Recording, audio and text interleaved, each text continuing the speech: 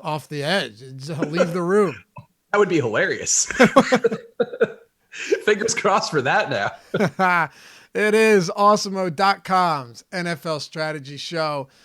We're talking ownership today, baby. It's Wednesday, October 16th. I'm Dave Loughran. With me, Chris Spags. And we got a good show ahead of us. Of course, we have our ownership projections already set. Now, obvious and routine disclaimer, this will change throughout the week, but it gives us a decent idea of what ownership is going to look like early on. Chris Spags, my dude, how you feeling today? I'm good. I also just realized I didn't hit my lighting thing, so like I'm just blasting. Somebody saying I'm looking like Casper with the lighting. That's because like when you switch to Zoom, like it makes me do it twice where I have to change my webcam settings. There you go. Now you're back.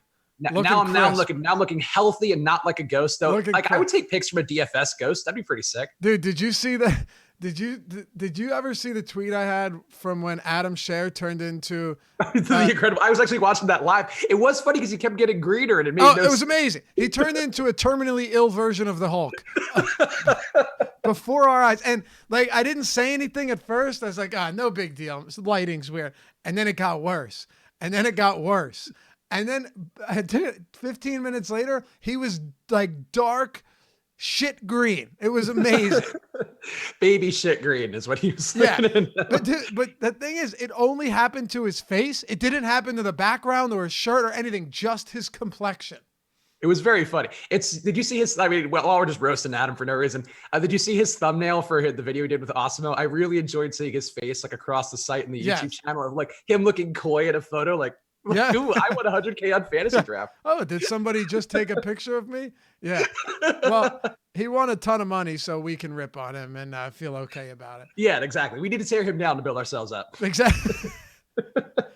Anyway, we are glad to have all you guys with us for yet another Wednesday edition of the Strategy Show. I just saw I have the YouTube stream up, and it's delayed, and I just saw you make the Adam Scher face. That was phenomenal.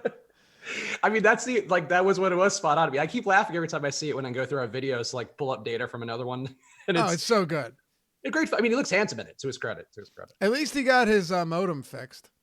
Yeah, he's been thriving. He's been hardly dropping off and everything. He's ready for basketball season, I'm sure. Yeah, until basketball season happens. Oh, man. We're going to go beyond the numbers today as well. Spags has got some great ones that he sent over to me. We do this every week. And I think, honestly, like, you pay attention to these when we're talking about them. And some of them, like, each week, we've had a lot of these actually come into play. Basically, what you're bringing up, a lot of times I know you're trying to bring up outliers and things that we should be focused on or other trends that people aren't focused on. A lot of times we've talked about them on Wednesday, and they come pretty heavily into play on Sunday. I mean, last one's felt really good because the first one we talked about was Jared Goff and how he was going to fail. And boy, did he fail. Oh, my God. Colossal failure. Hard pressed to fail more than he did. 78 passing yards, 2.1 fantasy points. Like that was the best possible outcome from that one. Not for a lot of people out there, but sorry if you played Rams, but we did warn you. So listen to the show. Pay attention. Yeah, we warned you about Malcolm Brown too. I said, play that fella Carlos Hyde. Go ahead and play him. I mean, seriously. I love Carlos Hyde and Peterson. Peterson could have had a big day too. One touchdown away from like a monster Peterson day. And he wasn't bad. I mean, he hit the 100-yard bonus. So if you're playing on like DraftKings, that definitely helps more. Yeah, and especially with Bell and Fournette failing. I mean, that's sort of thing we talk about this ownership show is that when you have these high-owned guys, if you don't think the ceiling's that high, I didn't see it to be that high for Fournette, for Le'Veon Bell. I thought they were very solid cash game plays, but if you wanted a GPP play, save $2,000, go to Peterson, go to Hyde, and that's sort of the way you have to think about these things where you're weighing things relative to the value and the ceiling these guys have. And, Carlos Hyde, relevant again this week, so that's fun. All right, we're going to jump into ownership here, but before we do, Spags, who sponsors the NFL Strategy Show?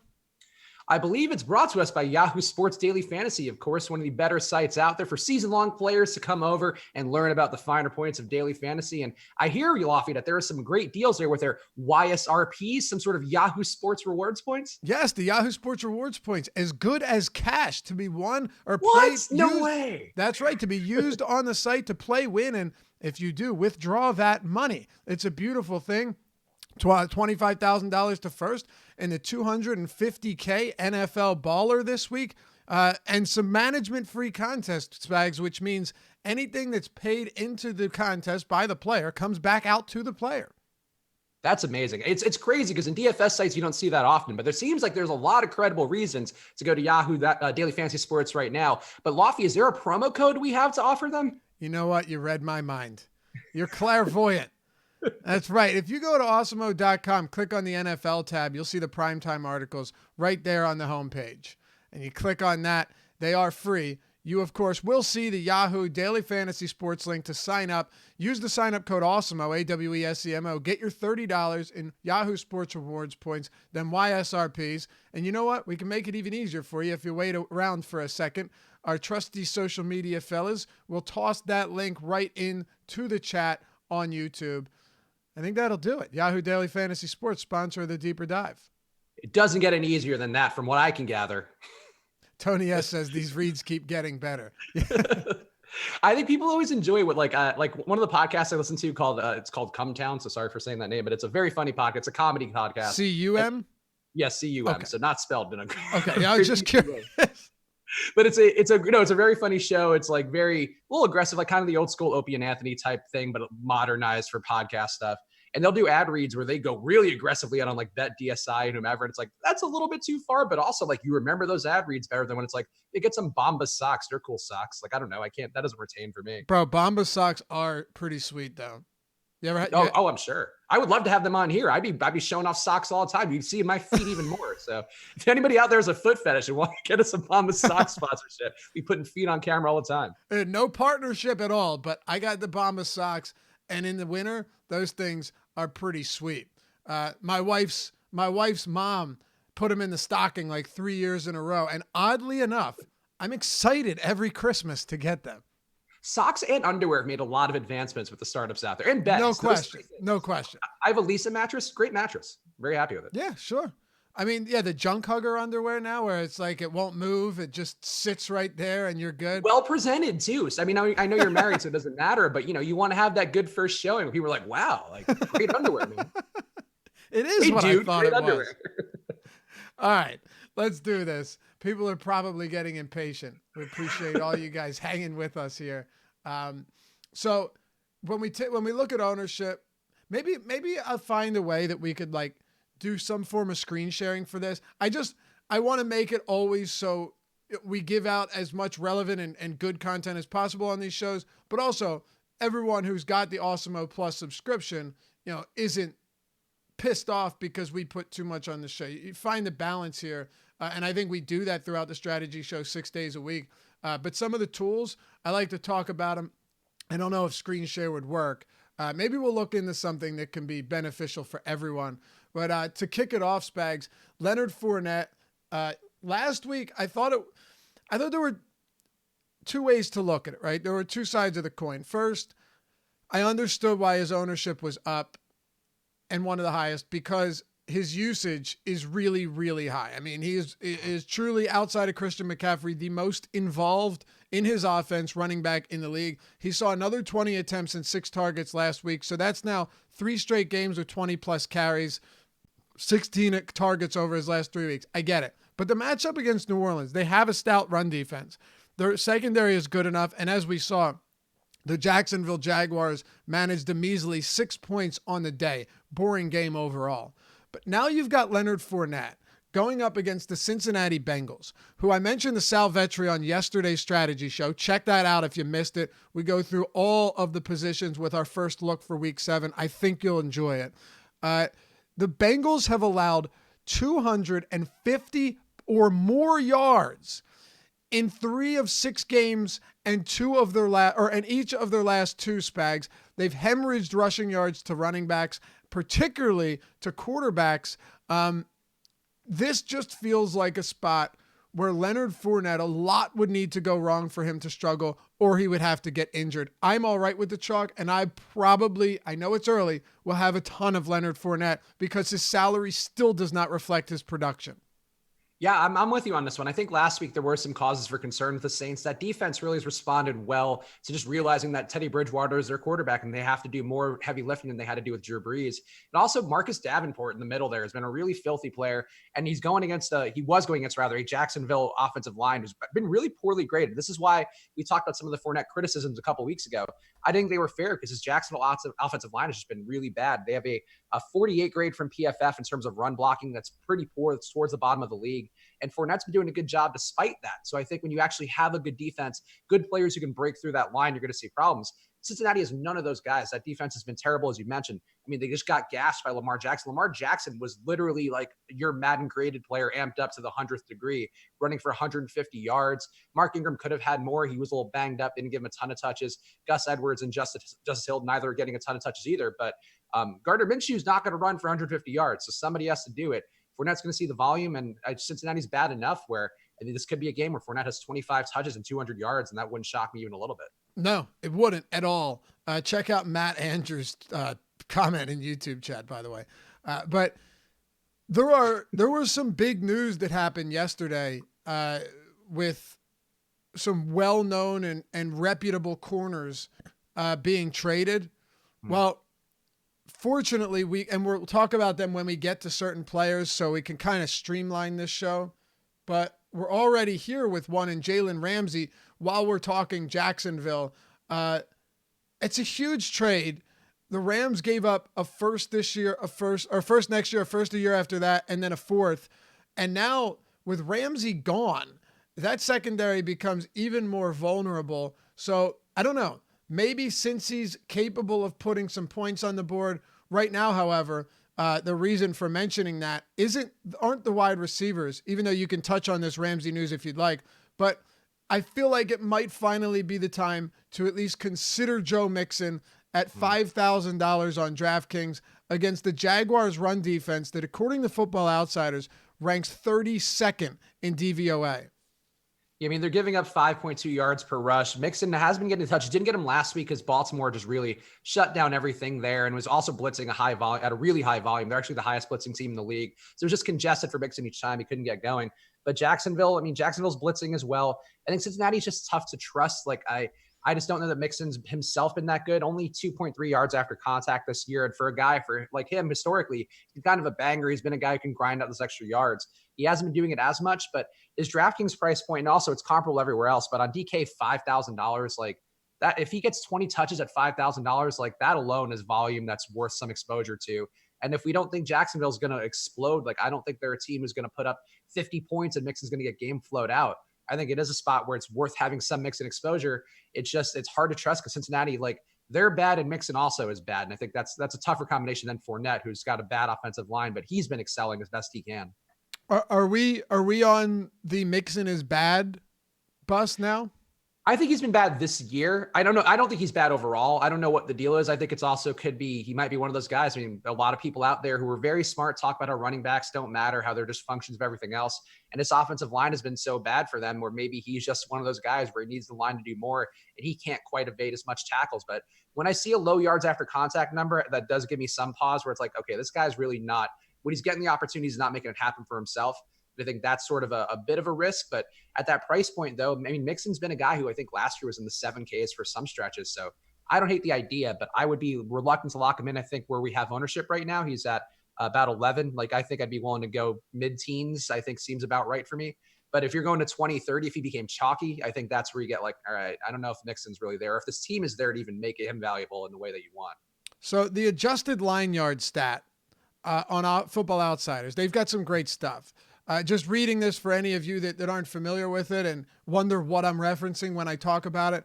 Based on regression analysis, the adjusted line yards formula takes all running back carries and assigns responsibility to the offensive line based on these following percentages. We won't get into that. Just understand they're taking running back production and putting the responsibility on the offensive line. So if you're looking at where the Bengals rank in adjusted line yards this season, their offensive line is 31st. And it's barely better than the Jets, whose offensive line, their blocking's been terrible. So they're 31st in adjusted line yards, which tells you right there, like this is a team that has struggled not just at running back, but being able to spring the running back. And that's just one of several stats. I mean, I could take it even further, Spags. Power success, they rank middle of the league, but that's really not important. That's just trying to get short yardage opportunities. They don't really have a whole lot of that anyway. Stuffed rank, how many times a team has been stuffed at the line of scrimmage for no or negative yards? Get this, dead last in the league in stuffed rating. So adjusted line yards 31st. They've been stuffed more than any other team. That's where the concern comes into play. If this was even a modestly decent defense or offensive line, I would have a lot of Mixon, and I think I'll still have some, but that's concerning enough to me to where I probably pump the brakes a little bit this week. Yeah, that's exactly where I am with it. I think the team itself is bad enough where you're like, okay, maybe he can't get there, even if he does see the volume. And, and I think too, there is some risk of getting game flowed. Like, even though I don't think Jacksonville's a high octane offense, DJ Chark had a really tough matchup last week against Marshawn Lattimore, a guy who's really responded well in the last few weeks because the bad run he had starting the year. And I think that's, a situation where Chark is not going to have a tough matchup this week. And if he is the player we think he is, he can certainly blow the top off there. Edy Westburg, a lot of people thought was a cute play last week, didn't end up doing much, but he's also a guy who sees volume, could certainly get some things moving downfield as well. And Fournette's really good. So I do think if Cincinnati ends up trailing, if they go down 14 points, like, you're going to probably go away from Mixon pretty fast because that offensive line is doing nothing. And your only hope is really to pass it with guys like Tate. If AJ Green's back out there, which it seems like it might be a possibility. I don't know for sure yet, but that could certainly make them want to go more towards the pass if they do end up down early. So I think there's some real game flow risks. You probably have to be mindful of that when you're building lineups where you're like, okay, if I'm not playing Mixon, I want to have some Chark in there. I want to have some Fournette. If I am playing Mixon, I'm probably playing just Fournette. What do you think about Gardner Minshew? We talked about Lamar Jackson with 152 rushing yards. Kyler Murray produced almost 100 rushing yards against the Cincinnati Bengals. Minshew has actually had a couple games where he has done some work with his legs. Nothing crazy, but I think he's top 5 in rushing yards among quarterbacks this season. Going to get, sub 5% ownership at a low 5K price point. Is there any do you see any merit to saying, you know what, with as popular as Fournette is, I'll still have some, but maybe I won't go crazy on him and I'll have a Minshew, Shark, Westbrook pairing? Or does that seem like you're getting too cute? Might be getting a little too cute just because Minshew, the volume's not there for him in a huge way. Only 32 pass attempts a game. Also, the rushing there, 3.5 attempts per game. That's not really enough to get there. Probably a decent floor where if he worked, it's hard to say Gardner Minshew's a cash play, but I could see, if you don't want to get up and go with the chalk ownership, if you're really afraid of Jared Goff for some reason or Matt Ryan, I don't know why you would be. But still, those guys, maybe you don't want to get there and you go to Minshew as a pivot, but I don't know that he has tournament upside. I don't hate the idea, though. I get where you're going with it. And I think that this game certainly could score more because the defenses aren't good. And that would give Minshew some potential if the game's competitive. We could see him do those things he's done versus like the Texans and the Titans where he's driven downfield and had that kind of value. They mostly want to keep him in pocket, I think, and that sort of limits his upside in a way where you'd want to see it. But at that price point, I don't mind a few tosses. 5% ownership, sure. Okay. Mark Smith says Cincinnati offensive line is pass blocking pretty well. Mixon might have regressed. Keep in mind, pass blocking, Spags, and run blocking are totally different animals. And they're really not, at least according to PFF, they are not pass blocking well. A 53 pass blocking grade, a 54 run blocking grade. So they've been equally bad. Dalton's also been getting sacked at a high clip, which has not been Andy Dalton, a lot of failings, but he's not historically been a guy who's getting sacked a lot. So I wouldn't say the Cincinnati line's been that good based upon at least the things that we look at. Maybe, if you're a game film watcher, you could be like, oh, they're really churning on, I don't know. But for me, just looking at the stuff we look at, I see nothing that's positive about the offensive line. One other player that I think stands out at running back, Chris Carson right now, projected to get a ton of ownership. And look, man, I think a lot of that has to do with the fact, similar to Leonard Fournette, that the work is just going to be there. His carries over the last 3 games, 22, 27, 24 attempts. He's not very involved in the passing game, but he might see 3 or 4 targets. I think what stands out more, though, is he's going to get opportunities at the goal line.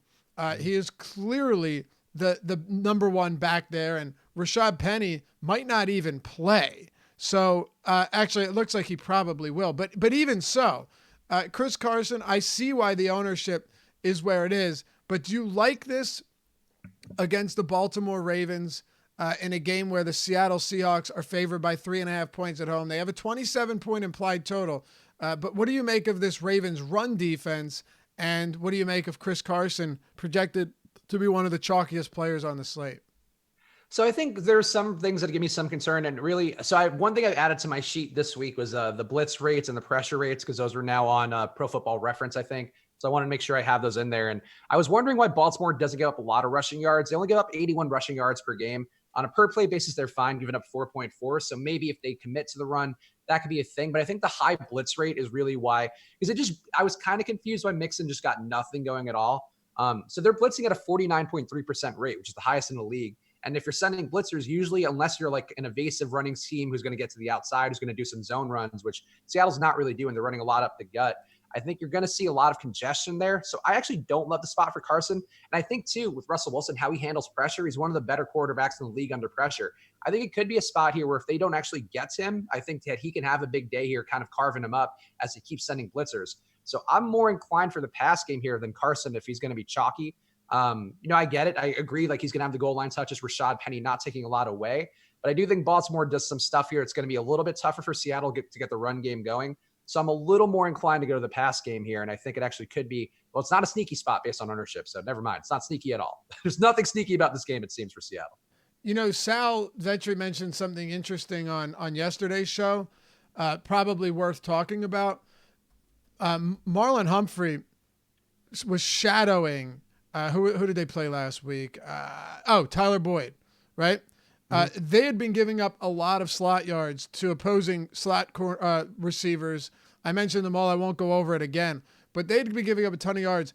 It looks like Marlon Humphrey is now shadowing top receivers. So if that's the case, I'm wondering, and again, what Sal mentioned, I think is valid. How much does that affect someone like Tyler Lockett, who, as we've seen, is running 73% of his routes out of the slot? Yeah, I think that's definitely a cause for concern. And I also think, too, that the issue with Seattle is just like their targets are another team. They're spreading them out around a bit. Maybe having Disley out is going to change that. But DK Metcalf and Tyler Lockett, both 6 targets max over the last 3 weeks, which is not great. And, Russ has always been a guy who spreads it around. Jerron Brown had 2 touchdowns last week. I don't think you can trust that one either. So I think there are some concerns that maybe he just keeps finding the open receivers. Maybe you see guys like Luke Wilson be a little more involved, not involved enough, not involved in the level that Disley is. But it wouldn't surprise me to see Wilson kind of spread the ball around more. I think Lockett's very talented. I think he can beat most covers, and I think he's also much more explosive than Tyler Boyd. Tyler Boyd's better in space. I don't view him as a downfield threat who has the kind of burner speed that Lockett has. So I'd be a little more inclined for Lockett. But yeah, I think Humphrey's been doing a good job in the slot. Having a shutdown slot corner is definitely a big advantage. And maybe a reason to have some concern because Lockett's going to be very chalky as well, it looks like. And that's surprising to me that he's going to be that highly owned. All right. It is surprising to me as well, no question. But I think a few other guys that really stand out. One of them specifically, and again, we will definitely see ownership change throughout the week. Like we saw Mark Ingram's ownership go way up just over the last 12 hours before lock. How about Curry Johnson? $5,100 on DraftKings. We're projecting him for 24% ownership. I mean, this to me is very, very interesting for 2 reasons. One, Curry Johnson is seeing very nice touch counts in games that favor him, and the game flow is positive or neutral. Last week or this past Monday against the Green Bay Packers, he was completely shut down. Mm-hmm. And outside of that one game against Kansas City's run defense, which I believe is the worst in football, they are horrible. There's no silver lining there. He had 26 for 125, 4.8 yards per carry. Outside of that, here are his games. 13 for 34 against Green Bay, a touchdown somewhat salvaged it a little bit. Philly, 20 for 36 and a touchdown. Chargers, 12 for 41. And Arizona, 16 for 49. So Yeah, I get it. Kerryon Johnson is very cheap, but I just don't think we should be under any illusion that this matchup now gets better going up against Minnesota when you couldn't do it against Green Bay and you couldn't do it against Arizona. Yeah, I'm with you on this one. I think, I get the price point. There are a couple guys this week who've taken some price drops. In this game, you have Golladay, too, who's taken a pretty big price drop. I'd much rather have Golladay at less ownership and getting matchups against Trey Waynes and also Xavier Rhodes on the outside. Two guys who really haven't been as good this year. We saw Alshon Jeffrey have a big day outside this past week for your Eagles. So I think the spot here is better for Golladay. Johnson, I get it that their price point, I get the volumes there, but I think it's a tough matchup. I mean, Minnesota is allowing just 3.8 yards per rush. And Johnson himself, you mentioned the numbers there, just 3.3 yards per attempt for him. Another guy, 2 yards after contact, just 2.6 for him, which is not a good number. You want to see your guy generally over 3. That's at least the benchmark I'm ascribing to guys who I would say are better running backs. So I think Johnson's maybe getting a little bit too much love, and discounts are great, but I think you have to have discounts like we saw last week. Like Le'Veon Bell is discounted. You can make the argument for volume there as well, and he just got shut down, didn't see the targets. If those guys don't get there, you are in a pretty tough spot. And I think this could be a week where I'd rather get the higher price guys who are a little more secure. People are going to go to like 20% Kerryon Johnson. That's a lot of Kerryon Johnson. That's a lot. Yeah. And look, the price point, I get it. I understand why a guy that's affordable would be appealing, but here's why I probably won't be there. Number one, I know this sounds crazy to a lot of people. I think I would still rather have Mixon. Significantly better matchup. And of course, the offensive line definitely comes into play here. It's something that we should be considering. But Detroit's offense run blocking this season has been okay. It hasn't been special by any stretch. They've been crushed at the line of scrimmage. They've been stuffed the 5th most times in the league, and adjusted line yards they rank like 20th or something. So I can't say that I'm all that enthralled with this matchup at all, especially against Minnesota. And you went over some of those numbers, but there's Joe Mixon who stands out to me, and another guy who I think, look, could things possibly get away from them? I think it could, but Josh Jacobs right now at $100 less than Kerryon is projected at 5.9% ownership. So if there's one thing that I know about Josh Jacobs is at least that if the game is competitive, and look, call me crazy, Spags. Let me go on with this for a second. Call me crazy, but Aaron Rodgers has not looked spectacular on the season as a whole. And even if he has, and you believe that it's the problems with the receivers, there's a good chance Devontae Adams doesn't play again this week. There's a good chance Geronimo Allison in concussion protocol doesn't play. And his top targets will be Marquez Valdez-Scantling and Alan Lazard. So is it crazy to think that this game stays somewhat competitive and we end up seeing Josh Jacobs see a massive opportunity in terms of touches?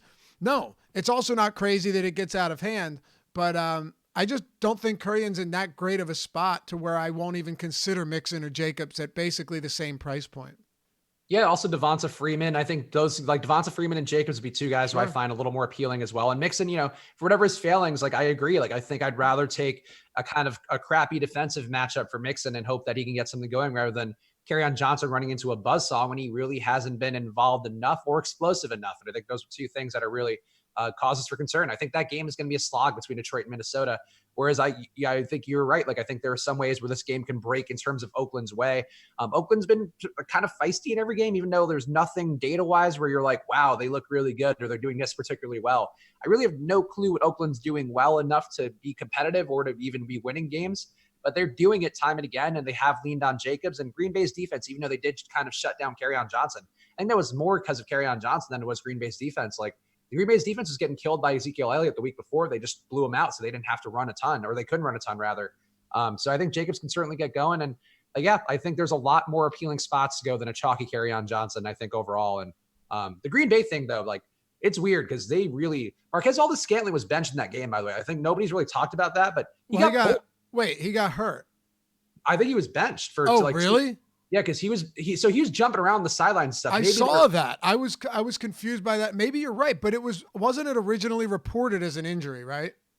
So he never got like a Q tag or anything during the game. So I don't know. I don't know for sure. I was watching the game. I didn't see them. They assumed he was injured. That's what I mean. Right. So there was nothing official, but the broadcasters acted like he was injured. Yeah. He wasn't getting any separation at all. And they were just like, they pulled him and they brought in Darius Shepard. Then that was when they brought in Lazard. Then Allison got hurt as well. And then they brought MVS back in and he had a couple decent plays. But yeah, like I'm pretty sure he got benched in there throughout that process. And they were going to Kumaro more instead. Like they were going to everywhere besides him because he just wasn't getting open. So I don't know, like that pass game is terrible, but I actually think Lazard was like the best out of that whatever group that they have at wide receiver. If Adams is out, so I would actually play some Lazard. He was nasty.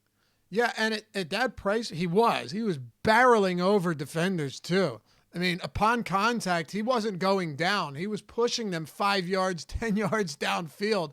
Lazard, $3,000. Right now, we haven't projected low because I don't think we're not accounting for all of the Green Bay news. But I tell you this much. I mean, if this guy comes in very low, I honestly don't think he will. I think if Allison and Adams are out, I actually think Lazard will be pretty popular. Yeah, and he should be. I mean, honestly, like I think out of that group, like I like Jay Kumaro. I think he's actually a decent player, but he's not a guy who's going to get a ton of separation. I think he's probably better. It's weird. I think he would work better out of the slot, but for some reason they're running him outside, and he's not a guy who can get enough separation outside. But I think there's some ways they can make this work. And Oakland's pass defense has been so bad. They also are one of the worst teams in terms of giving up first downs by penalty. So I think that's going to help out a bit as well, where you could get some free plays that keep drives going. I like the passing game if Adams is out. And if Adams is in, I think obviously he's going to be one of the better players on the slate, even without a lot of volume, because Oakland can't defend anything in that secondary. No, they really can't. Maybe if there's one area where Oakland has excelled, pass blocking's been solid. They've allowed only 8 sacks all season. They are third in adjusted line yards, and Pro Football Focus has their run blocking at 6th in the league, their run grade at 5th in the league. So maybe it's just that they're playing power football and they're trying to keep Derek Carr clean. I think Josh Jacobs should at least be considered here. And I don't know. Like you said, Rodgers should still be able to get stuff done, but it just Spags. It doesn't feel like the same team that gets out to a 28-0 start and just airs the ball out and rains down hell all over the defense at Lambeau Field. It hasn't felt that way. Yeah, I think it's definitely a game where Oakland can be competitive. And, the total here is high, but not the highest out there. I think Oakland's getting a decent amount of respect from Vegas. And I think Josh Jacobs is going to be in play for this game. I think, the lack of passing game work makes him somebody that you're not going to have a ton of confidence in. But if we're talking about pivots, if that Kerryon Johnson ownership holds, I think there are some ways to get here and to hope that Jacobs can have that day and can somehow beat out Mixon or can beat out Kerryon Johnson. I think it's very much in play. And it's an interesting game. It's definitely one of those games that you kind of blow past at first, but if there's value in this game and there's also like running back value, like there's ways you can make game stacks here and actually have those be kind of contrarian, it looks like. Yeah, no question. And it makes it easy to segue to another spot in this game at another position. Darren Waller right now, early ownership projection has him top 5, not at his position, but on the slate. And that's going up against the Green Bay Packers at Lambeau. He's $4,700 on DraftKings. Darren Waller has been, remarkably consistent this season. The game against Chicago was disappointing, but nobody should be surprised that he was disappointing there. What I find fascinating though is he hasn't scored a touchdown and he's still averaging 15 fantasy points per game. He's hauled in 37 of 42 targets this year. He's like the tight Michael Thomas of tight ends. And he's getting some ownership. They're 6.5 point dogs, which, would be one reason why you don't like Jacobs, of course, being a touchdown dog on the road. But what about Darren Waller here? He's interesting. I think that, so look, I'm going to be probably a sucker that looks like based on ownership, not as much of a sucker as I would have thought. I'm paying up for Evan Ingram this week. Like, I just don't see any way that's not. Love him. I don't know how you can't. Yeah, I mean, he gets the volume. We know he gets the volume. We know the flaws of Arizona. We saw it again. Chalk Hooper went off last week. The only player who's failed against Arizona as a tight end is Tyler Eifert. And that was a game where Cincinnati's like, you know what? We know tight ends beat these guys. Let's run 13 routes for Tyler Eifert, which is the most logical thing that Cincinnati's done, I'm sure, all year. But yeah, like Ingram's a good player who's explosive. I'm willing to pay that premium price. I think Mark Andrews as well, a guy I'm interested in that spot going against the Seattle defense. It's not that good. He's still getting the targets every week from Lamar Jackson. So I think there are other places I'd rather go. But Waller you're right, he's steady. I think to me, he may be a little more cashy this week where I don't know that he has a gigantic upside, but there's really nothing to worry about with Green Bay. It's not like they're a great tight end coverage team and Waller's getting targets. I mean, he's getting over 8 a game, which is pretty elite for a tight end. That's right where Austin Hooper is. So I don't have an issue with him and he can certainly be like, I think I would like him more at lower ownership, or if he were a pivot to a chalky Hooper or a pivot to a chalky Ingram, I think that's more appealing. As the chalk play himself, I'd rather have the lower owned Ingram and I'll pay up to be contrarian for that. Yeah, that Ingram ownership has to come up. I mean, maybe it won't because he's priced much higher, but you know what you're seeing is because we're beginning to see some pretty heavy separation between the good tight ends, you know, the really good tight ends for fantasy and the ones that are just pretty horrible. Let me put it to you this way. There doesn't feel like much of a gray area, right? You've got Kittle, Ingram. Of course, I'll throw Kelsey and Ertz in there, but it's been tough because with Jackson out there just doubling Ertz. Hooper, Andrews, Waller, like you have those guys. And of course, you know, they're not all on the same level, but they're all pretty damn good. And then you've got guys like Jimmy Graham and Eric Ebron and Delaney Walker with no quarterback, Gerald Everett, Jared Cook, TJ Hawkinson.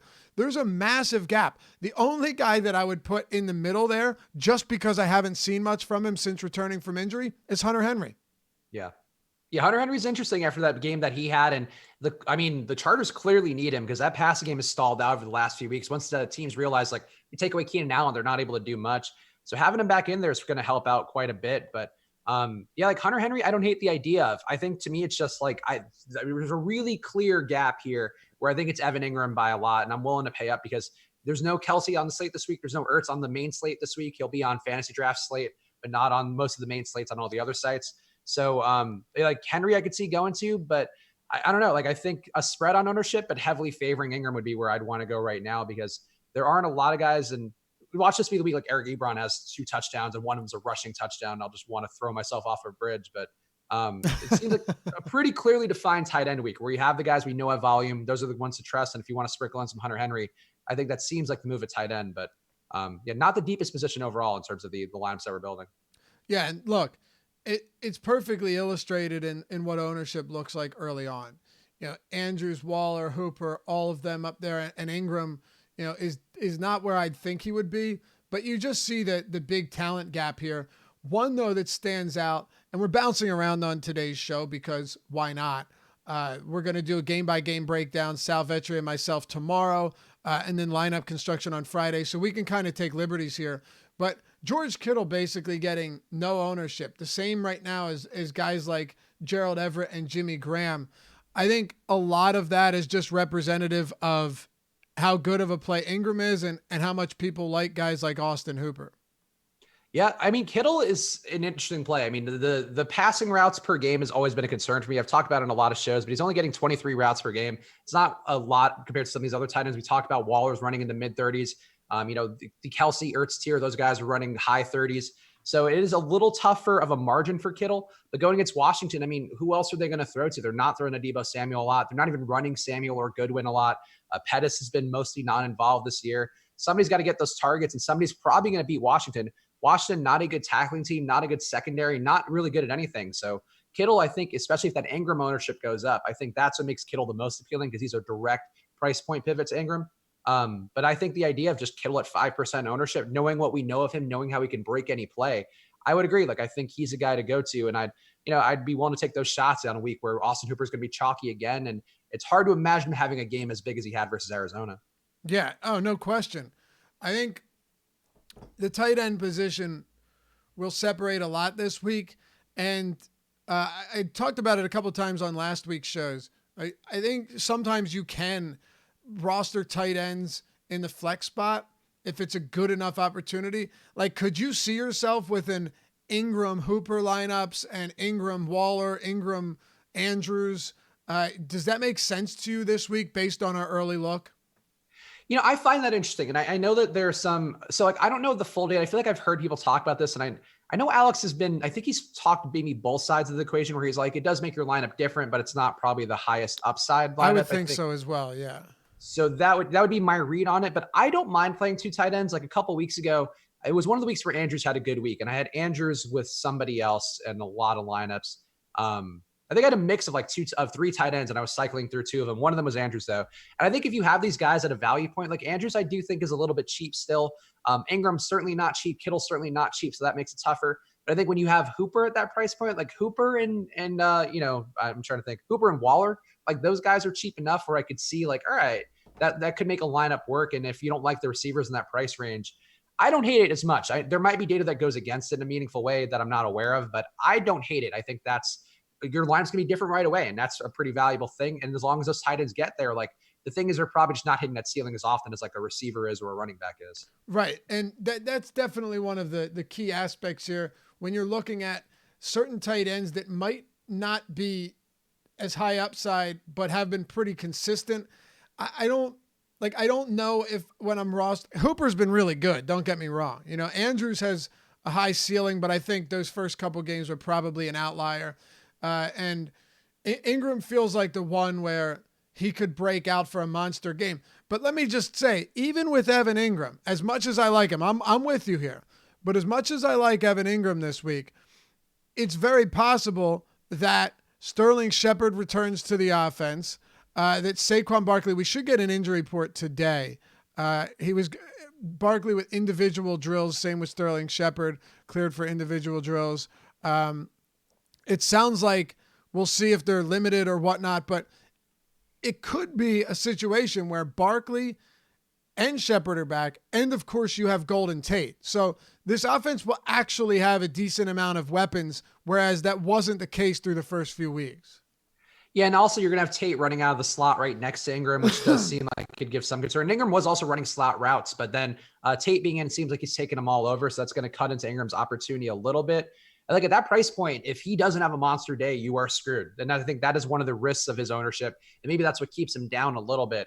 But man, if he does break one of those plays, I mean, we've seen him have like 70-yard catch and run type plays, and Daniel Jones is going to need him because another fun fact with the blitz on Arizona's blitzing at a 43% rate almost, which is kind of surprising to me to know that because they get no results with that blitz. They're throwing it out there a lot. So that's going to open things up for Ingram a bit in the middle. Also going to open things up more for Tate in the middle.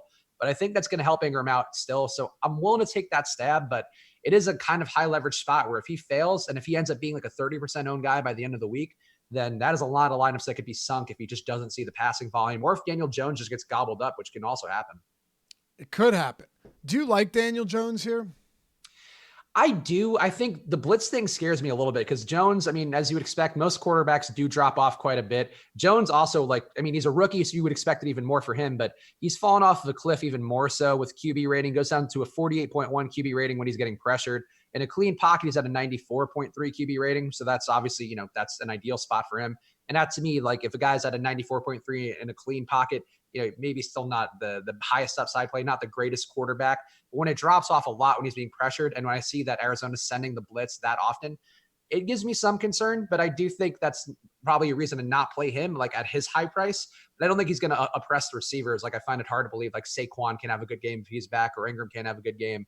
It just, I think, would make me less inclined to stack it up because I just don't think Jones is there. We had that one good week, but I think, and people anointed him like he's the savior. I don't think he's that dude. I'd rather play Josh Allen at that price point for sure. Yeah, the only thing with Josh Allen is, who are you pairing him with?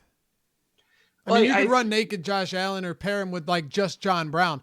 I have no issues with that, but the problem I see with Allen here is I could run him solo, I think, but I worry about a spot where you've got Josh Allen and then John Brown likely shadowed by Xavier Howard. And then what do we have to work with? Maybe he won't be shadowed by Howard, but I feel like he should be, right?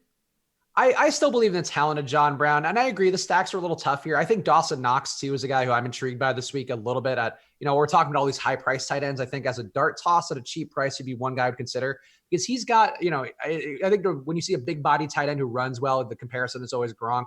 But he has some Gronk too. I mean, he's also white, so you're also doubling down on your yeah. And I don't even know if Howard's going to play. I don't even know if Xavier Howard's going to play, by the way. So, yeah, I mean, so that's also a thing too. I don't think I'm not a guy who's afraid of Xavier Howard. Like, I wouldn't even put him in that Marshawn Lattimore tier of guys. Oh, really? Okay. No, I don't think he's that much of a worry, at least to me, like at least how I view him. I think he's like, there are a couple guys who I put like Jalen Ramsey, I would say is up here. Gilmore, I'd say is up here. I'd put Lattimore and Slay in that next tier. I'd put Xavier Howard a tier below that. So John what about Brown's Rasheed Douglas? I don't think I don't have a strong take on him. More of an Avonte Maddox guy. Yeah. Can't wait to get Jalen Mills back. Yeah, you guys are going to be killed. I'm sure that'll stop the fifth 50-yard pass to Stephon Diggs next. Yep. Oh, God. Just treacherous, man. The fact he dropped one more too made me laugh so much that it was like right in his hands, and he could have had he should have had 18 touchdowns. It was horrible, man. He legit could have had 60 fantasy points in that game. Oh yeah. Oh no question about it. But let's take a look at some quarterbacks here. I find it to be a very interesting position this week. Talked about it on yesterday's show a little bit, but there are I narrowed down my pool of guys initially. And I've got about, let's see, 1, 2, 3, 4, 5, 6, 7, 8. I have 9 guys written down, but really about 5 or 6 guys that I could really find myself getting a decent amount of. Kyler Murray against the Giants, especially if you get Christian Kirk back, it just makes that game stack that much more appealing. Matt Ryan, Jared Goff, and then I think there's arguments to be made for guys like Daniel Jones and Minshew and like Russell Wilson and always Lamar Jackson, but and Deshaun Watson always has some viability, but I don't know how much I get to him. I have a decent amount of respect for Indy, and his price is coming up. He's the highest priced quarterback on the slate. But right now, from an ownership standpoint, you have 3 guys projected in double digits for ownership. That's Matt Ryan, Jared Goff, and Russell Wilson in that order with not much separation between any of them. What are your thoughts? So I like Ryan. I mean, I think Ryan last week was a great play. I think we were all locked in on him pretty much throughout the week. As I also kind of talked about it, like the fact that he spreads the ball around so much has been kind of it is a risk thing when you are trying to game stack, where we saw last week the 2 guys to go with were Devonta Freeman and Austin Hooper. Devonta Freeman had two passing touchdowns, no rushing touchdowns in that game. So I think, there was actually a debate I had on one of the shows we did where it's like, can you stack Matt Ryan with Freeman? I think you can. He's primarily been getting his touchdowns through the pass game. But Ryan, I think, is one of the safer plays. He's a good cash game play. He's had the upside for tournaments. Like, I think he's a guy who you really want all the time. I'm a little bit bummed by the ownership on Goff because I think that this is a really nice spot for him. We'll talk more about why in the Beyond the Numbers segment. But I was hoping to be a little lower after he just got creamed last week. Everybody's seeing that game, in the late afternoon window, seeing that he only had 78 yards.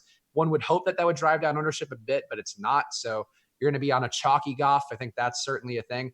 I'll tell you one guy who I don't mind the idea of, and I don't know that I'll actually get there, but just looking at stuff, Ryan Tannehill at that price point, being the possible savior for Tennessee. He's terrible. He's historically been a dink and dunk quarterback. That offense is really terrible, I think, more than anything. But, A.J. Brown, a fantastic yards after catch guy. Corey Davis, not a bad player, even though he's looked like a bad player because of this offense. Delaney Walker getting targets. Like, I could see getting Tannehill and hoping that somehow this total gets a little bit higher because the Chargers defense also really bad. I don't know, Spags. This one, he might have gone too far. I mean, so the Chargers are giving up. We talked a little about completion rate before we started the show, but 72% completion rate allowed by the Chargers. They are keeping things in front of them for the most part, but 7.8 yards per pass. That's not a bad number. A 6.5% passing TD rate. So when quarterbacks are passing, they're getting a touchdown 6.5% of the time. I think it could be a spot. I mean, this is a career-saving spot for Tannehill at that price point. At 0.1% ownership, if you got to 5 and you got some of that A.J. Brown, like, he's got weapons. He does have weapons there. I think it's a thought. It's a thought. Okay. It's definitely a thought. It's a thought. Yes. It's might not be a good thought, but it's a thought. We all have bad thoughts sometimes. No question about it. I may have an equally bad thought. No, you know what? It's not equal, but it's also certain. It's very risky. I talked about Derrick Henry a little bit. Let me break this down for you, right? Did you watch, was it Sunday Night Football or Monday night? Which one was the Chargers game? That was Sunday night? That was Sunday night, yeah. Sunday night. Okay. There was one, yeah. So if you watched that game, what we saw is everyone knew that Mike Tomlin was going to go into this situation and do what he did against the Bengals when they had no quarterbacking. Mason Rudolph couldn't get it 15 yards downfield. We're going to get the ball to James Conner. We're going to get it to Jalen Samuels. In this case, Benny Snell with Samuel out. And we're going to run the heck out of the ball. And we're going to just do short dink and dunk passes as an extension of the run and move the football downfield, which is what they did to perfection against Cincinnati.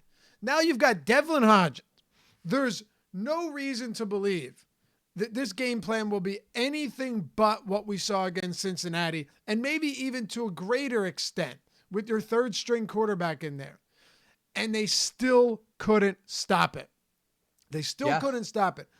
So why should I believe that they're going to be able to stop the run in this game, even if they know it's coming? I mean, Benny Snell was like looking resurgent in that game.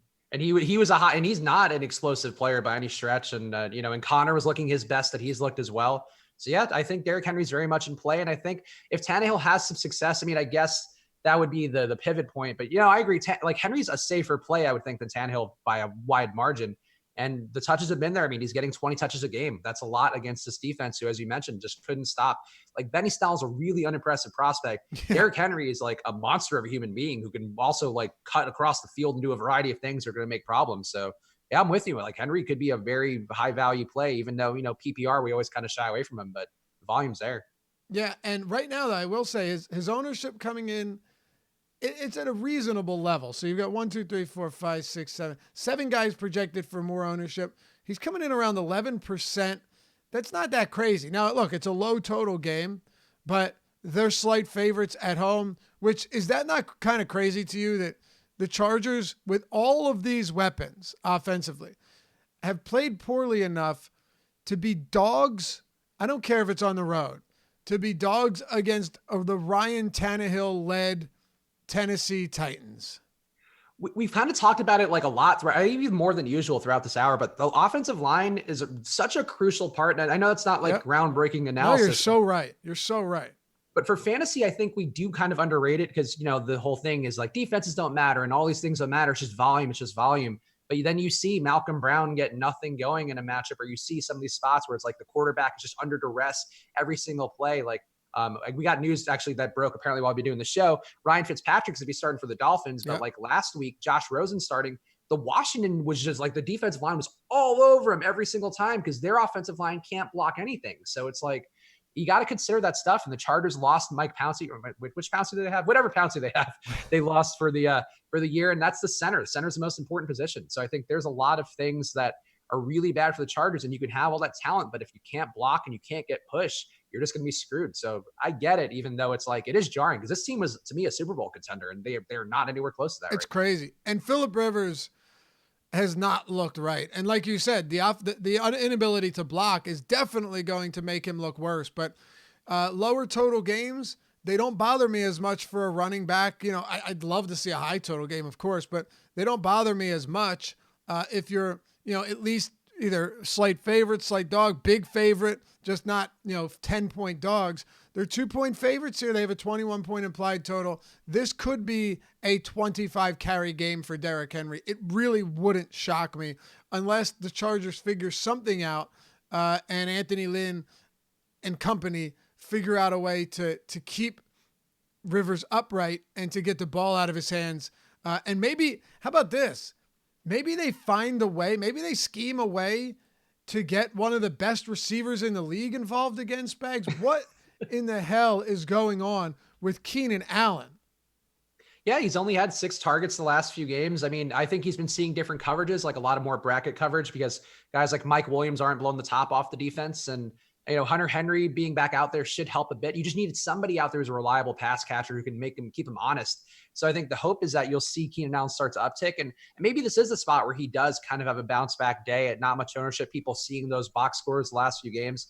So I don't hate the concept of going him this week, but again, with that line, if they can't block anything, even a guy like Keenan Allen has been an intermediate route guy for his entire life, still not going to have enough room to operate. And if they are double covering him or sending guys over the top, Rivers is not going to throw that way because he's under duress. He's like fleeing for his life as fast as the statuesque Phillip Rivers can. So it's not ideal situations, but the offenses here can get back on track because, the Chargers defense is so bad. And then maybe the Chargers have to pass more and they just get back on track by just the volume that's going to come.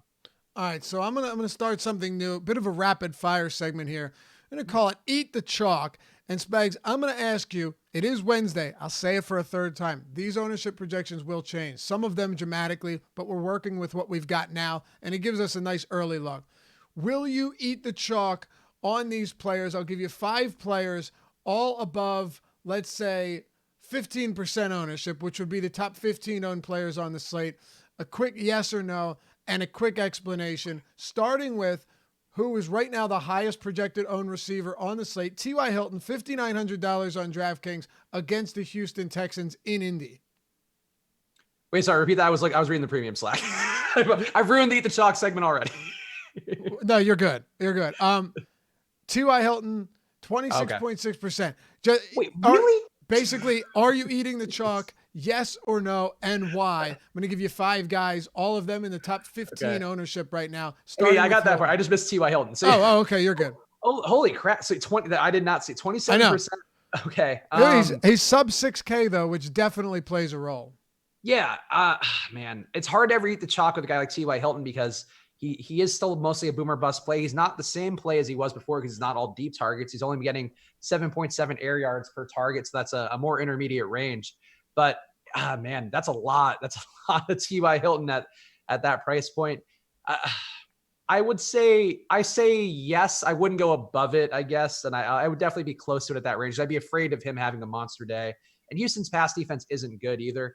And T.Y. Hilton, actually, according to PFF's corners matchups, he should have one of the better ones on the entire slate, it looks like, going against Jonathan Joseph. He won't be shadowed, but he'll be seeing crappy coverage either way outside. So I get it, and I would say, yeah, I would eat the chalk on that one. But that's crazy. That's a big number for T.Y. Hilton. I'm buying into it. Right now, Hilton actually, according to PFF, has the best or the biggest advantage. Yeah. That seems a little bit. I don't know. There are a couple spots here where I look at it and I'm like, yeah, maybe Larry Fitzgerald against Grant Haley has a better matchup than T.Y. Hilton against Jonathan Joseph, but it's still a good spot. And I'm a huge Hilton truther. I love this guy. I don't think he gets enough credit, and he's not a one-trick pony. This guy is very versatile, and Frank Reich has decided to use him that way, which is why I'm also with you on that. I would eat the chalk on Hilton. I also think his ownership will come down at least a little bit. And this next player, I expect his ownership to come up. Wouldn't be surprised if he's the highest owned receiver on the slate by Sunday at 1 p.m. That is Cooper Kupp, $7,400 at the Atlanta Falcons, 21.9% projected ownership right now, and the third most popular wide receiver. I would definitely eat the chalk on Cooper Kupp. I think this is a really good bounce back week for Goff. I think it's sort of also, if he is going to go on the road, he's going into the most ideal Jared Goff settings in a dome at Atlanta. I think that's sort of Atlanta. The defense for Atlanta is just so bad this year, and the injury is certainly not helping, but 71.4% completion rate allowed, 7.8% TD rate allowed. These are all really bad numbers, and Kupp is the most targeted guy by far. I think there is some reasons to think maybe, you could see the game flow to like Brandon Cooks. We'll talk about that and beyond the numbers, but Atlanta's also been pretty bad defending the deep ball, and Cooks has been kind of dying to get going recently. But over 11 targets a game for Kupp, he's going to be highly targeted regardless. I think it's hard to not eat the chalk on him. And I just think Kupp's a great player. I love Cooper Kupp. Yeah, he is one of my favorite players right now for this week. I really like him.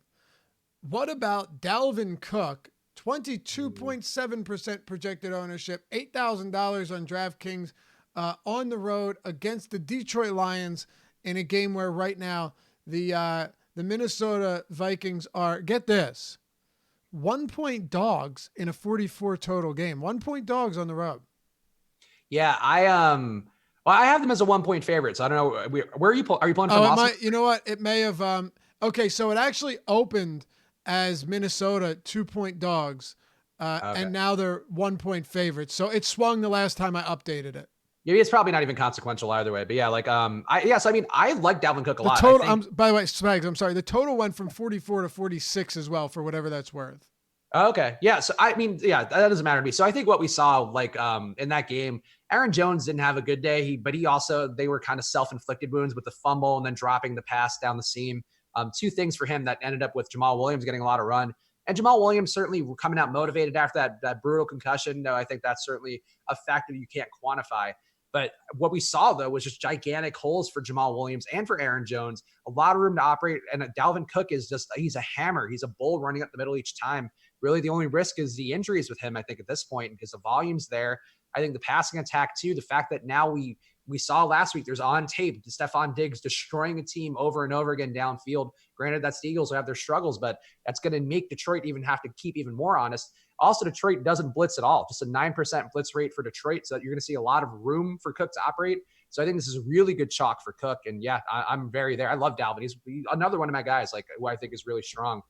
If we are ranking chalk, I feel like I would put Cook as my favorite chalk play, and then Kupp, and then Hilton would be a distant third from these guys. Okay, so you really like Dalvin Cook this week. Yeah, I think it's a smash spot for him. I think it's like an ideal game script spot for him too. We already kind of talked about Curry and Johnson. I think we could both say, I mean, I know I'm not right now seeing the 24% ownership there. To me, that's too high. What about Mark Andrews, 29%, 4,900 against the Seahawks in Seattle with going up against 11 plus the 12th man? Highest projected owned tight end right now, dude, 29%. I like Mark. Like Mark Andrews, I think is one of those dudes who I really appreciate. I know he fumbled on that hurdle play, but I like that he tried a hurdle play. Like I want to reward that. But as chalk, we talked about the tight ends. There's too many places to go at tight end where that's too much for Mark Andrews. So I like him. I will certainly have a good amount of him, but at 30%, I'd rather have some more of Kittle. I'd rather have some more of Ingram. Those guys we talked about earlier who are higher priced but have that gigantic upside. Andrews is a great play. Seattle's defense also allows a 17% DVOA boost to tight end, so that's going to help him out as well. And if Marquise Brown isn't in again, I don't know his status right now. We'll know probably later in the day. But if he's not in, Andrews is clearly the primary target. There was nobody else even close. So I don't hate him, and I'm okay with him as a play. But 30% is a lot of Andrews given all the tight end plays we have out there. I agree with you. To me, it's actually way too high. I'm going to hit you with a pairing here, and I'm going to force you to pick. If you're going with the chalk here, you got to tell me which one. It's Robert Woods and Brandon Cooks. Woods 5,900, Cooks 5,400, both obviously facing the Falcons, one of the worst pass defenses in the league. Check out yesterday's show for some wild statistics on how bad they've actually been. What is it? 21% projected ownership for Woods and 16.6 for Brandon Cooks. Is it both of them? What's it going to be? I would favor Woods because I think Cooks has the opportunity that's going to be there. There are some stats, which I guess will tease me on the numbers again. There's one where I think really worries me about Goff and his deep ball ability. So I think Woods is the safer play. And I think I would just err on the side because he can kind of do both. He can be a deep threat. He can be a guy who just kind of takes those intermediate routes. So I would favor Woods. I think he's a safer play. Cooks certainly has GPP winning upside though. So I think that's it is a tough choice, but Woods is too cheap for a guy who is getting more targets. I mean, Cook is just seeing 6.2 a game. Woods is seeing 8.5. So that's a pretty big jump up above that. And then Kupp at over 11 is the leader by far. So yeah, I mean, Cooks can get it done, but I think there's reasons to not trust Cooks. Whereas I think Woods, it's hard to see a reason like that. You're like, oh, he's not a good play. Okay. What do you say we go beyond the numbers here before we close out today's show? Yeah, let's do it. I mean, we got a lot of Jared Goff, so I'm excited for that. That is true. We also have a $395 per week express membership at awesemo.com. Pretty cool. That is pretty cool. .com/join is where you can check it all out. But Spags, we also have a promo code, NFL Strategy, that could get you 50% off your first month of Awesemo Plus All Access membership. That's practically like we're paying you to get a membership. I mean, my God, how are you not taking that value? I hear you, man. NFL Strategy, all one word. The great thing too is if you go to awesemo.com/join and you don't know what you're getting, Spags, we got videos on all of our tools. We also have a little fancy thing that we have there, which will tell you if you're a casual player. It'll ask you what you're interested in. It's like a dating app thing that you're filling out, and you can figure out how we're going to put out for you in that particular spot. But it's actually really helpful. Like if you are a person who's kind of figuring out where you are in the market system, it'll tell you what the best package is. And I think that's really helpful if you're a newer player. This is what Alex wanted to do, is kind of democratize DFS content and make it more accessible. And that's what we're doing. I'm deviating from our stilted read, but it genuinely is like a cool thing that we're doing with that and trying to make it more inclusive. So I would go to awesemo.com/join if I were a person out there, but that's just me. That's an unbiased party in myself. You know what, though? You're a man of the people. So I would imagine that many people share the same sentiment as you do. But like you said, if you want to, instead of just picking one well, actually you would have to do this anyway, but if you're at awesemo.com/join, you click start membership. And like you said, they have what type of player are you? And then, of course, recommended. You can get whatever package you want, regardless of what kind of player you are. But there's serious, there's season long, there's advanced hobbyist or professional player, casual daily fantasy player. We want you to have the best subscription without feeling like you have more than you need, and without feeling like you need more than you have. So yeah. That's an important part when you are building your bankroll and stuff. You got to be smart with the money you're spending, and it is an investment, but sometimes the all access pass could be too much for some people. But sometimes the casual ones, the express package, as Lofty mentioned, is $3.95 a week. That's a pretty good deal there if you want to get your toe in the water and get a read. And a lot of people I've been seeing, at least on our Facebook ad comments, a lot of people doing well with the express packages out there who are more casual, kind of the Facebook type of users. If you For sure. Yeah, exactly. Awesemo.com/join. Use the sign up code NFL strategy, all one word. If you're going to go with that monthly all access pass, it'll get you 50% off your first month. It's a pretty cool deal. All right, Spags, let's take a look beyond the numbers. We need a sounder for that. Yeah, where's Josh with his buttery beats? Let's get some sounders beyond the numbers. All right, let's kick it off. Last week, you and I discussed how Jared Goff has been bad under pressure, as well as when forced to hold on to the ball over 2.5 seconds. Pro Football Focus has some phenomenal stats, by the way. I'm just injecting that outside of your written content. This week, Goff and his Rams have the highest implied total, 28.8, against an Atlanta team that generates pressure at just a 21% clip with a 2.5% sack rate, while also allowing quarterbacks to complete 71.4% of passes. They're also allowed more passing touchdowns than any team in the league. Is this the week we see the best of Jared Goff after seeing him at his worst? Spags, why don't you take a look behind the numbers with me? Yeah, I mean, look, as always, this is a very much a leading question in which I think the answer is yes. I think this is the week where you don't do leading questions. Stop it. That's what I'm known for beyond the numbers, is just questions where I can go, yes, yeah. That is correct. But no, I think this is a really good spot. We know Atlanta can put up points. I mean, the Rams, if Jalen Ramsey is in there, I would assume they're going to have Jalen Ramsey in there. I don't see why you wouldn't trot him out, especially against Atlanta, where you just need a guy who's good at covering. And you lost Marcus Peters. Yeah. I mean, yeah. So they probably don't even have the bodies to not play. And they Ramsey. lost Aqib Talib. Yeah. Who's been terrible. So that actually might be a little bit. This is true. Yeah. A little addition by subtraction there, but I think Ramsey's out there. That's certainly, you would think he's going to be on a lot of Julio Jones, if not shadowing Julio Jones. I think that's sort of the value that you want to see out of him right away. Whether he's actually as good as he was, in the previous couple of years, I think we'll find out pretty fast. But either way, Atlanta's going to score points even if Jalen Ramsey's out there. I don't think he completely changes that defense. I think he makes it easier to take away a top guy. He's not going to take away Calvin Ridley. He's not going to take away Mohamed Sanu. He's not going to take away Austin Hooper. So Atlanta's going to score points somehow, and the Rams are going to need to score. And Goff is just the guy who he needs ideal circumstances for himself to succeed. And a team who doesn't pressure is going to allow him to get the ball out fast and also get the ball out fast with clean looks. Atlanta's also not deflecting passes either. Just a 7% pass deflection rate, which is one of the worst marks in the league. So they're not even around the ball. So this is like perfect Goff conditions. I will have a lot of him. I'll probably be above the field on Goff. I'm ready to buy when there's blood in the streets on Jared Goff. Who did you say wouldn't be able to cover Austin Hooper? I mean, Ramsey. I think he's just going to be on. He's going to be on Julio. I think that's what it is. And I just missed it. Yeah. No, you're absolutely right. So he doesn't change everything there. They have a lot of issues in that Rams defense, and he'll patch some stuff up, but he's not a guy who changes every part of that defense. Does Julio, though, go for you? I guess this is a pretty obvious question, but I want your actual take on it while we're discussing this game. Does Julio go from a really, really good play for you to somebody who assuming Ramsey starts, is a very difficult guy to play, knowing that there's still Ridley, there's still Hooper, there's still Sanu, there's still Freeman? I think it makes it tougher to play him. Yeah. I think I think he could actually, I mean, the ownership we have on him right now, I would assume doesn't really account for that news fully. It can't. Yeah. There's going to be probably, I would assume you have him at 17% ownership right now. I would think he gets to, maybe the 10-ish, if not single digit ownership with the news of Ramsey, especially if we know that Ramsey's going to be playing, if we have the public being aware of that. So yeah, I think it makes Julio perhaps a more contrarian play, which could make him interesting in his own right. But I think certainly not a guy I'm going to have as much of as what the field's projected for right now. Like, he doesn't deserve 20% if we know Ramsey's going to be in there. Okay.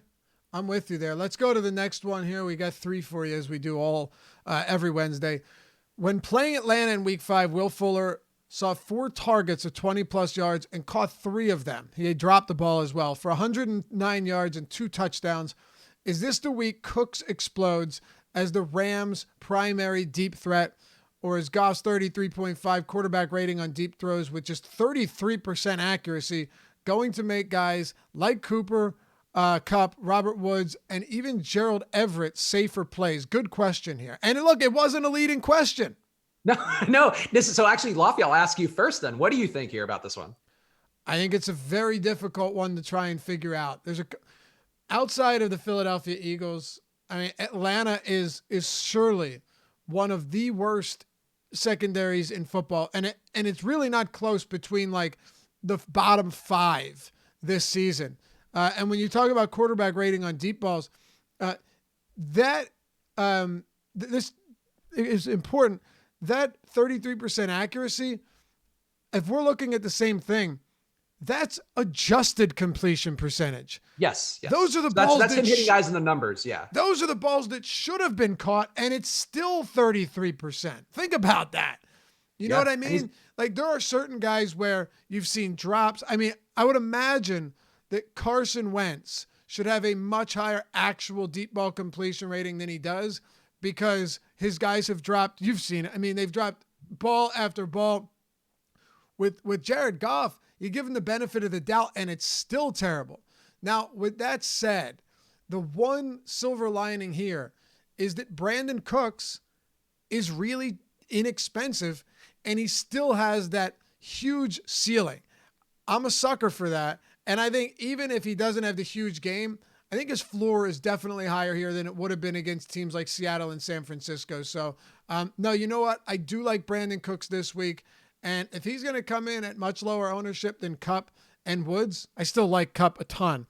But I think I'll go with Cooks over Woods because there's definitely potential for 120 yards and 2 touchdowns would not be the most shocking thing against this Falcons defense. So I'm actually looking at it now. We could actually add on another number onto this. So Jared Goff's QB rating on deep throws is actually the worst out of all qualified starters besides amazing. Roethlisberger. That's amazing. And he's only throwing 2.5 a game, which is also really low and kind of surprising given what we think of the Rams offense being this explosive team who's going to spread the ball downfield and stretch the field. You could make an argument that he's just not this bad and he's due for positive regression, kind of the baseball analogy, which I sometimes like to make, where it's like you see a pitcher who's like he has a whip of 2.5 and an ER or whatever, these stats that are so bad. Eventually they're just going to level out a little bit where it's like nobody's that bad to professional player. I think that could be where we are with Goff, or maybe this is the spot to kind of level it out. But it scares me about Cooks. I won't overload on Cooks because of that. I'm going to be really disciplined with my Cooks lineups because it's bizarre to me that Goff has been this bad on the deep ball. Could be the offensive line being weaker. Could be some other factors kind of affecting him. But it's like he's worse than Ryan Fitzpatrick and Josh Rosen at throwing the deep ball. That's not good. You know what also is strange? His deep ball percentage is only 6.1%. No quarterback in the league this year has attempted fewer deep passes per attempt than Jared Goff. That's crazy. Yeah, there's so many bad things to them, and they just signed a gigantic contract too. It's like, I know, bad timing on that. Dude should have held out. Could have gotten some leverage on the deal, the negotiating there. Seriously, I should be saying I like Cooks a lot less, but I still have interest just because he's cheap. Like if Cooks was 6,500, I wouldn't have no real interest, but I think he's discounted enough for me to give it a shot, knowing that ceiling definitely exists. All right, last one. Josh Rosen has a 30.1 quarterback rating under pressure. A big drop off from his Also, by the way, this one's less relevant now that Fitzpatrick is starting. Okay. Should I still do it? Yeah, do it, but we'll do Fitzpatrick's then on top. They're both bad. Actually, All right. Fitzpatrick's are technically worse, so this will be fun. Fair enough. Quarterback rating under pressure, big drop off from not so good, 61.6% quarterback rating in a clean pocket. This week, the Dolphins face a Buffalo defense who blitzes 31% of the time while deflecting 20% of passes and allows quarterbacks to complete just 57% of their attempts. Is Ryan Fitzpatrick the better option? And is Buffalo's defense worth paying up for regardless? So here's the deal. We already know Fitzpatrick is starting, but do you think he is the better option? It's still a relevant question. So I think he's the better option in terms of like, I think he'll actually try and not kind of get his confidence shaken like it seems like Rosen has each start. Miami's just such a terror. Like, I don't know what they're doing. Like, I don't know why you play Rosen, then bench him. And like, it just either play him or don't. And I think you should have just stuck with Fitzpatrick then if that's the case. But so Fitzpatrick's numbers, we talked about Rosen's. When he's under pressure, Fitzpatrick actually just about as bad as Rosen. 34 QB rating, 42% accuracy, which is actually worse than Rosen. In a clean pocket, Fitzpatrick's had a 72 QB rating, which is a little bit better, but also a bit less accurate, a 73% accuracy rating in a clean pocket. I think Buffalo is worth paying up for this week. I think that defense could do a lot of the heavy lifting. I think the thing with Buffalo too, which I learned during that Giants game where Josh Allen was going nuts and he played basically like a quarter and a half of like elite high level football where he was throwing deep balls, being really aggressive. And then once they had the lead, they were just like, all right, cool. That's it. Let's just grind it out. I think that could be the case here again. And if that is the case, the defense against Fitzpatrick has a 6% INT rate on the year, which is also higher than Rosen. I think if anything, Fitzpatrick makes this Buffalo defense more playable because he's more likely to throw picks. He's more likely to get sacked. He's more likely to give up that pick six. I think Fitzpatrick is going to make this Buffalo defense a team that I'm going to find money to get to. I mean, they're the highest priced defense, I think, on every site. Do you know who has the highest deep ball percentage this year? Not offhand, no. That is Ryan Fitzpatrick. Really? Oh. Yeah. 22.9%. No, not adjusted completion rating or QB rating on it, but just attempts. 23%. So he definitely attempts a ton of passes downfield, which, total boomer bust spot for guys like Devontae Parker. Oh man, I would not play Parker. Tre'Davious White is going to feast on Parker. I have no interest here at all. I think going forward, if you get a good matchup, I may go ahead and stack up Fitzpatrick with Parker and Preston Williams or Albert Wilson, only if it's a pristine matchup, and only because Ryan Fitzpatrick, once in a while, is Ryan Fitzmagic. But this is not the game. I hate this spot. And here's the thing. You know that it's like as bad as it gets when the Buffalo Bills have a 28.5 point implied total and the over-under is 40 because the Dolphins have a 12 point total. It's an insane. I mean, Buffalo is almost the highest team total of the week, which is crazy to me as a concept. And Miami's totals just keep getting lower each week. Where I'm curious to see how Fitzpatrick, if it shifts at all, because like 12 implied points for them is so low. But will it go lower? Will they get to 14 with Fitzpatrick? I don't know, but I think this defense is a really high potential of scoring, and a defense scoring is hard to predict, so that's a bit of a risk. But I think they have a floor. Like I would play Buffalo in cash. Like I would play Buffalo in suicide pools. I would play them in probably everything because Miami's so bad. Washington really looked like a good defense against them, and Buffalo is actually a good defense. They shut down Tom Brady. What are they going to do to Fitzpatrick? You're absolutely right. It's a good one, and I think this is the spot where you just play Buffalo defense, even if you had to pay. Now I'm not saying playing them everywhere. But having Buffalo defense, this does seem like a spot where if they had 2 defensive touchdowns, you wouldn't be that surprised. We shall see. They are massive. The Bills are massive favorites with a huge total against the team with a 12-point total. So there you have it. Anyway, that'll do it for us. If you haven't done so yet, we greatly appreciate hitting that thumbs up, that like in the video so we can continue to keep doing free content here at youtube.com and pumping out what we think is the best stuff around. Check out the strategy show. From Monday, Manny, Laura, and I recapped everything with a look forward for week 7. Salvetri and I yesterday took a first look at week 7. Tomorrow, it'll be Salvetri and myself with a game-by-game breakdown. Then lineup construction Friday, a final tune-up on Saturday. Spags, close us out. What do you got going on for this week? And take us out for the morning. Yeah, I mean, also, just real fast, I wouldn't let people sleep on that Monday video that you guys do, because I think if you're a person who doesn't have the time to go over all the box scores, to go over who had value, who didn't, you guys do a great job breaking that down.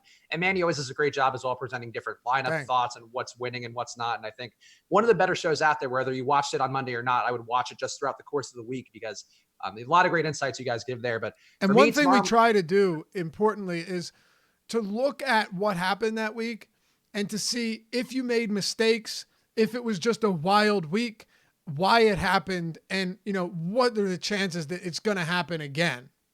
Yeah. And I think that's an important part of it. I mean, that's obviously Manny's specialty, is looking back at those things, but also you guys just have a great chemistry from doing that. So I'll plug your show first, but also I've got my own stuff coming out. I got my showdown breakdown coming out tomorrow, which tough one on Monday, because I went to NFL.com and looked up the inactives page, and because either the JavaScript or they just misposted it, they had the Green Bay inactives from the previous week up. And I was like, Jamal Williams is out? I thought he was practicing. I was like, all right, I guess he's out.